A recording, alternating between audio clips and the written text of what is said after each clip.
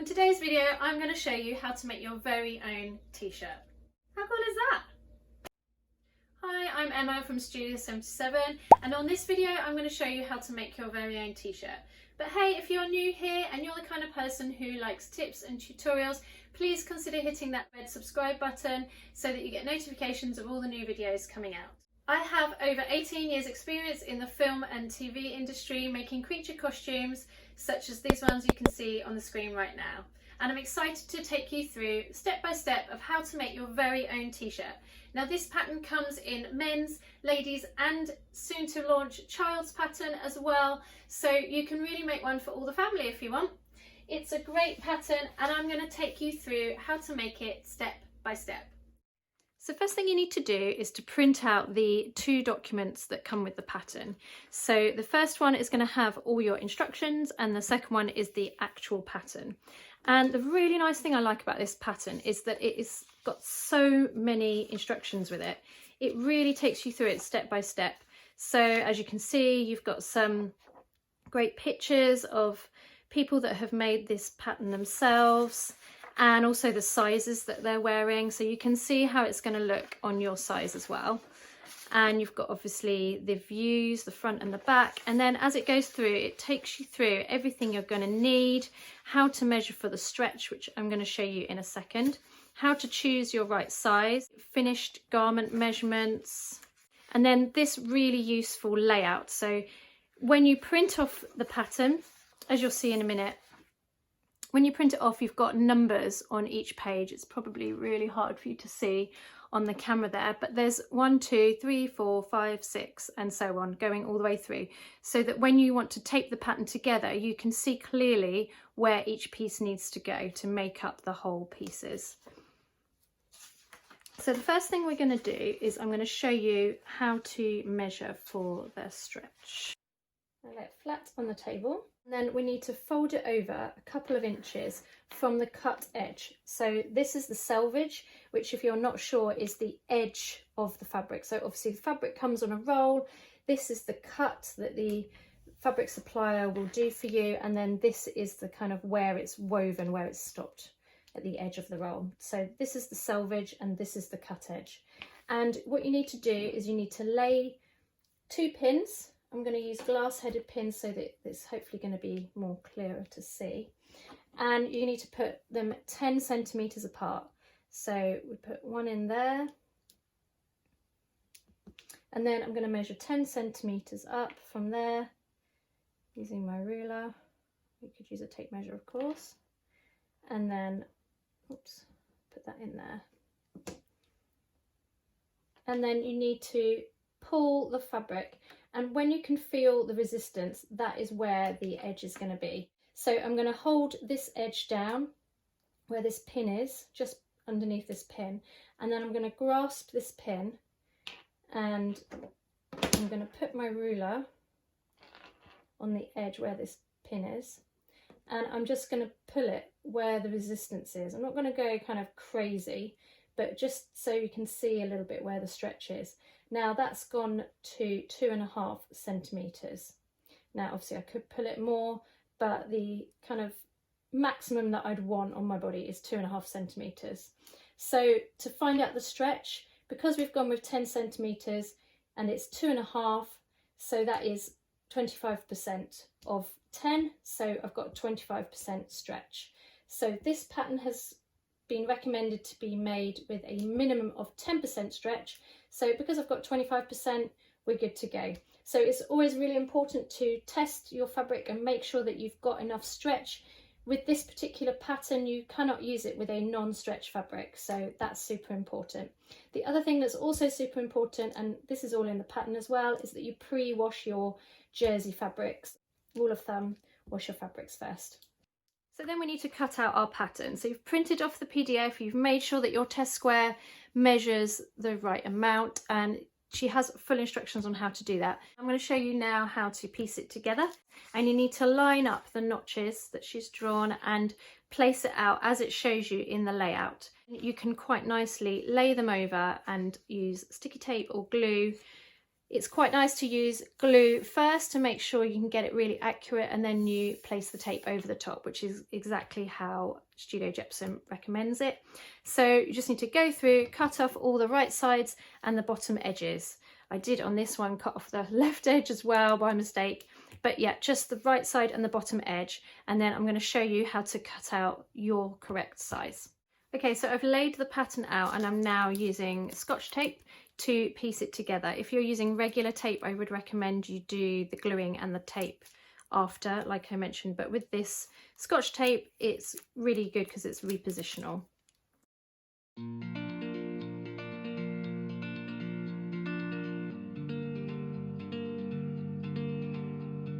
So I've stuck all the pieces together, and now it's time to cut out the individual pattern pieces.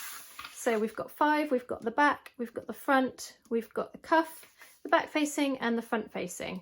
And you obviously want to cut along the size that you need. Now I need a size 11, and this is the child's pattern. So she also does a ladies tee, a men's tee, and then this is the girl's child's pattern. And obviously you can see the different sizes that she's got there, and there's a key at the top. And that shows you on the key exactly which size you need to follow. And you should always measure according to the measurements in the information pack so that you make sure you're cutting out the right size. So although my daughter is 9, I'm going to cut out for size 11 because I know that that's the size that's going to fit her. And the other great thing about this pattern as well is that she actually provides it with different layers within the PDF, and she takes you through how to print it out if you're only printing out or wanting to make one size. So say you've just got a 2-year-old that you're making it for, you can actually just print out the 2-year-old size. It's going to make it a lot easier when it comes to cutting. But if, like me, you want to reuse this pattern, I'm going to cut out a larger one, and then I want to make a smaller one as well at a later date. So I'm going to cut out the size 11, and then at another date I can cut out one of the smaller sizes.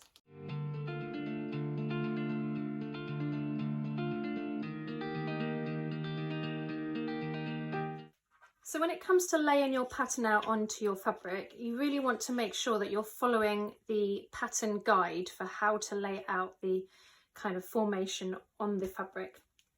So you'll have on the pattern some little bits of information. So we've got here these 2 arrows, this kind of double-ended arrow with a fold. This always means that you need to place that edge onto the fold of your fabric. And so we've got another one there. So it's the centre back of your t-shirt.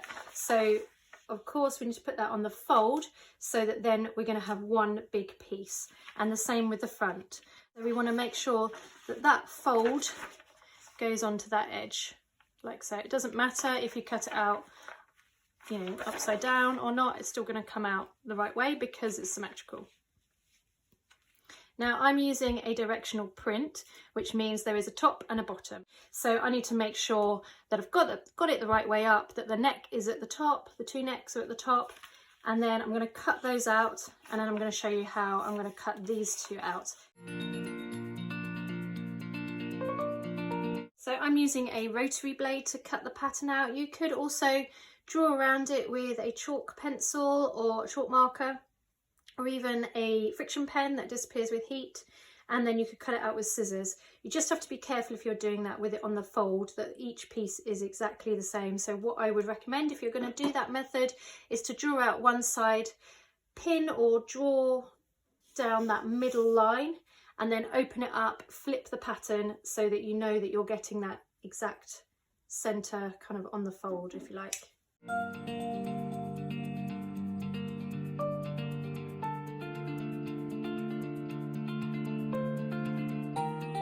So I've cut out the front and the back, and it's a really good idea to keep the pattern pieces with your cut pieces so that you make sure you're using the right pattern when it comes, the right pattern piece when it comes to sewing it up.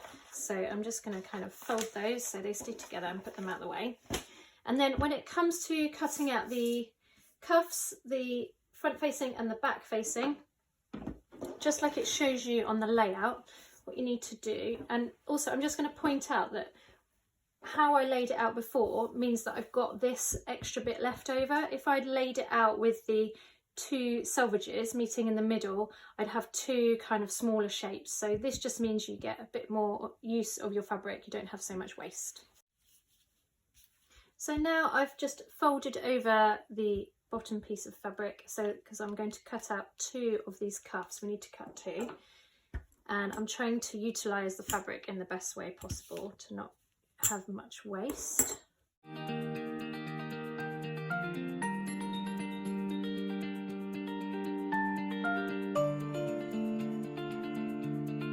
So I'm turning it over because that is the fold edge. And again, because I've got a directional print, this is the top, this is the bottom. I know that this is my neck edge, so I'm going to place it so that the top of the print is kind of going there.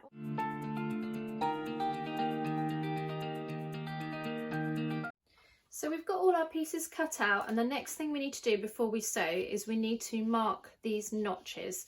So where these arrows are, these are notch lines, and you can either make a small snip with a pair of scissors, or I like to just make a mark with a fabric marking pen, and I'm going to use a water soluble pen.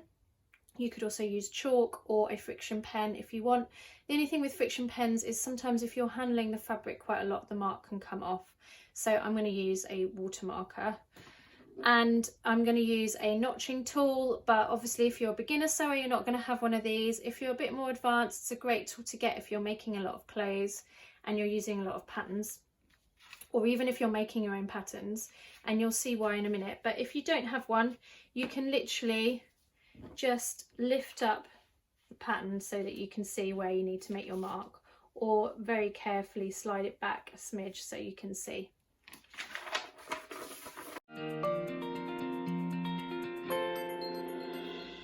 If at any point you're getting value from this video, please do consider giving a thumbs up. And if you have any comments at all, please pop them below and I will do my best to get back to you very soon. So now we're ready to take our pieces over and start sewing. So the first thing we want to do when we're coming to stitch our t-shirt is we need to put a stabiliser in the shoulder seam. Now if you're going to stitch it on a regular sewing machine, that's absolutely fine. You just need to make sure that you're using the right needle, so it needs to be jersey, stretch or ballpoint. That's super important that you don't have any skipped stitches and any issues with that. But I'm going to use an overlocker, so you can use either or. Overlockers are generally better for stretch work. You can also either just overlock it, or you can sew it and then overlock it, or you can, as I say, just sew it on a regular machine.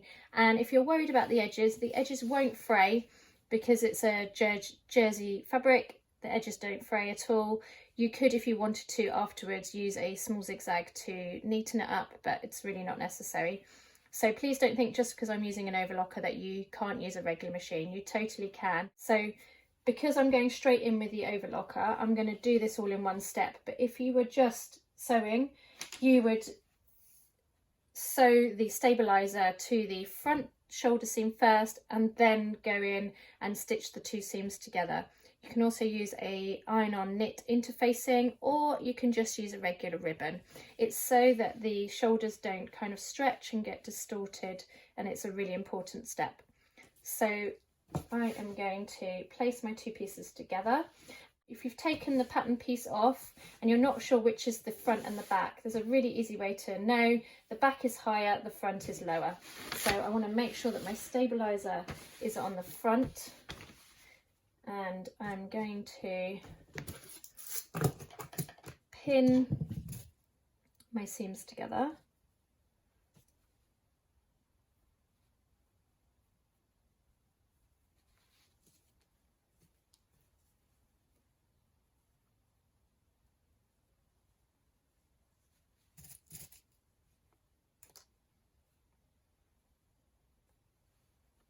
And I'm going to match up those marks that we made.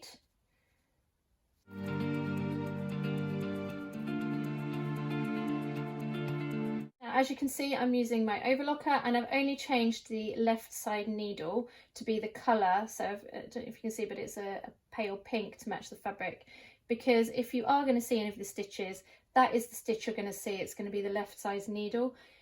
if I change all of those threads, I'm going to need 4 in the right colour. So it's just a cheaper way to do it. The white, it's all going to be on the inside, and it's a pale fabric, so it's not going to be an issue. You could, if you wanted to, change all 4 and make it match, but this is how I like to do it, to save a bit of time and cost in getting 4 threads for every single fabric I use. And one thing to note as well, there's a 10mm seam allowance. I know that my overlocking stitch is about 6, so I'm just going to chop off a few mils on the side of the knife to make sure it's going in line with the pattern.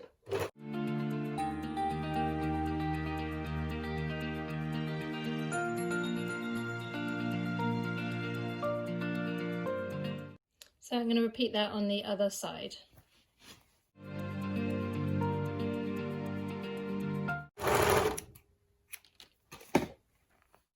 So now we've got those 2 shoulder seams done, we're now going to sew down the side seams.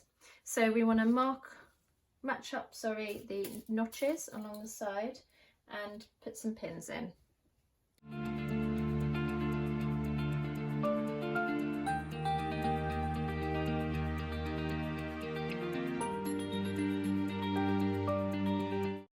So we're going to put that to one side and we're going to work on our facings.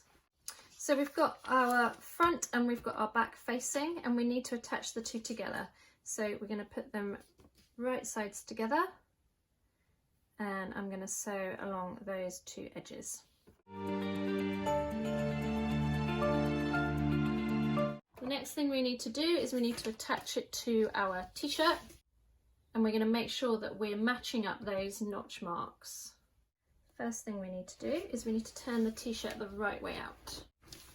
So this is our back, because it's got a higher scoop than the front. And we're going to place the facing right side to right side, so that then once we've stitched this line, it's going to flip to the inside and show the nice fabric on the inside. And I'm going to cut off my tails. Now, if you are using an overlocker, you can either undo the thread and tie a knot, or just tie a knot, or you can pass the thread back through those stitches. If you use an overlocker, you probably know all about that, but because I'm going to stitch around over the top, it's going to secure those stitches anyway, so I'm not worried about them coming undone. So I'm just going to literally snip that off and snip that off. And you want to try and push the seams so that they go towards the back of the t-shirt.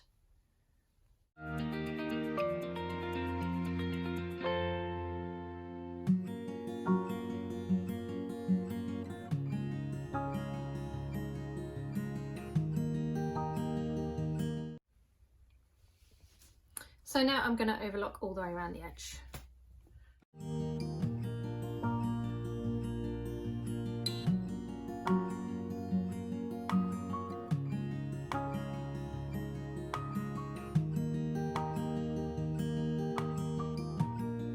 This thread I am going to tie in a knot because there's nothing going over the top. You can undo all the threads and tie a knot that way, or you can just tie a knot like that over the top and then cut it close to. And then we're going to finish off our neckline. We're going to push it in to the inside, and we're going to make sure that it's just, the seam is just kind of on the inside rather than on the outside. If you've got overlocking, which will make it slightly bulkier anyway, it's going to sort of want to do that. So we're going to put it like that, and then we're going to put some pins in all the way around.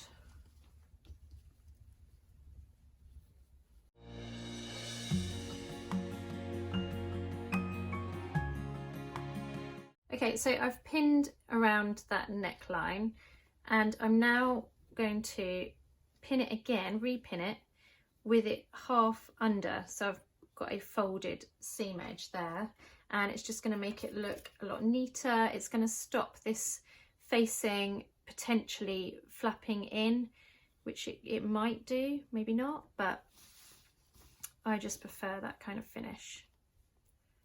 but feel free to just stitch that down as well. Totally up to you.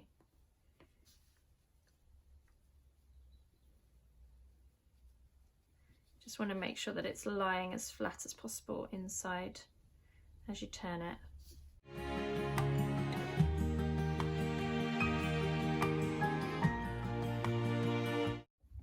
Now, before I do this next seam, I just want to talk to you about this little contraption. This is a walking foot, and in my opinion, it is such a great piece of kit for your machine. It means that you can sew so many more stretch fabrics. What it does is it guides it through the same rate underneath. So you've got the teeth on this bottom plate. This guides the fabric through. It's pulling it through all the time. And with a walking foot, you've got that then on the top. So you're pulling the fabric through at the same speed on the 2 different layers. So I highly recommend it as a bit of an investment if you don't have one already. So now I'm going to sew that top edge down. And the best way to make this neat and an even way is to, when you're sewing, make sure you don't look at the needle for where you're sewing accurately. You want to look at the side of the foot, or you can line your fabric up with these notches that are on your base plate, or you can also put some tape along the edge as well. I have some of these tips in my top tips for sewers, so I'll link to that on the screen right now in case you'd like some more information.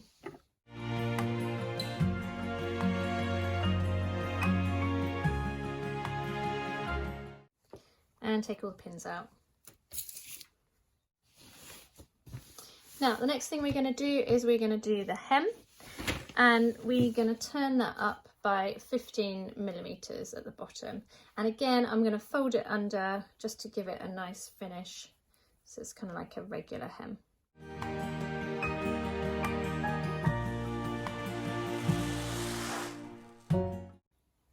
Snip the threads. Always snip the threads as you're going. Don't leave them all to the end, because chances are you'll forget about 1 or 2.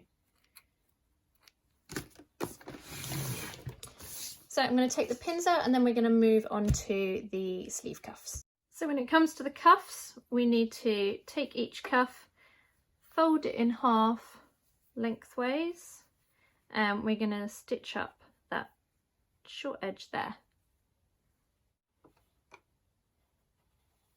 And again, you can do this on your machine, or if you're using it on your regular sewing machine, or if you're using an overlocker, feel free to do it on your overlocker.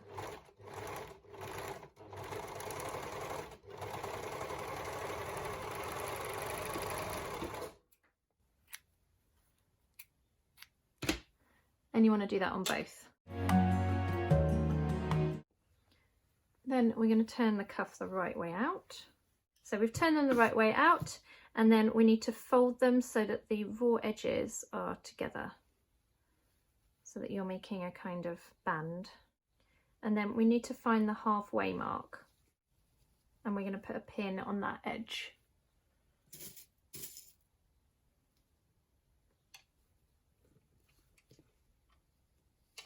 Same on this one.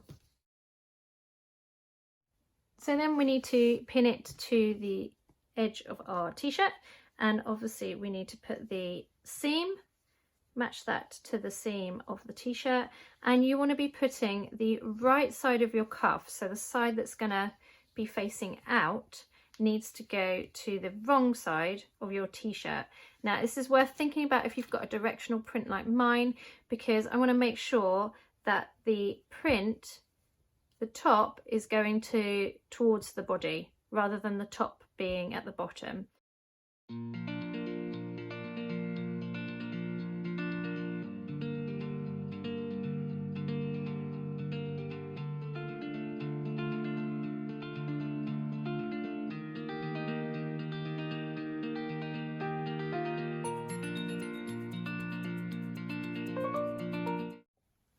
So when it comes to sewing the cuffs, I'm actually not going to overlock it, even though I can, because when the seam is sewn, it is actually on the outside, even though you kind of secure it so it's down. It could be seen a little bit. So I'm just going to stitch using my stretch stitch 10mm away from the edge, because that's my seam allowance, and then I'm going to cut down afterwards to 5mm seam allowance so that it's really neat, whereas I can't do that with the overlocking.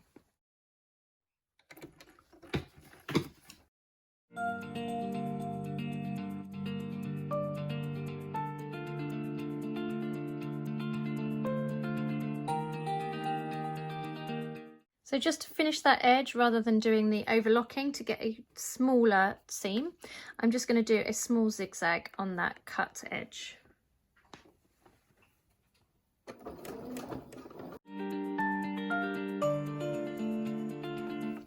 And then all there is to do is to secure the cuff onto the sleeve.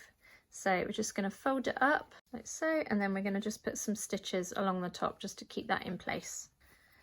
And same on the bottom of the sleeve.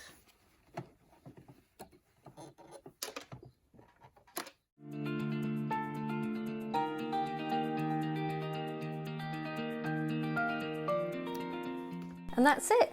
Now all you have to do is wear your t-shirt or gift it with pride. Please click one of the links on the screen right now. It's going to take you through to some great tutorials. The playlist at the top is perfect for beginner sewers with lots of tips and ideas. The one at the bottom is my newest tutorial. I'll see you on the next video.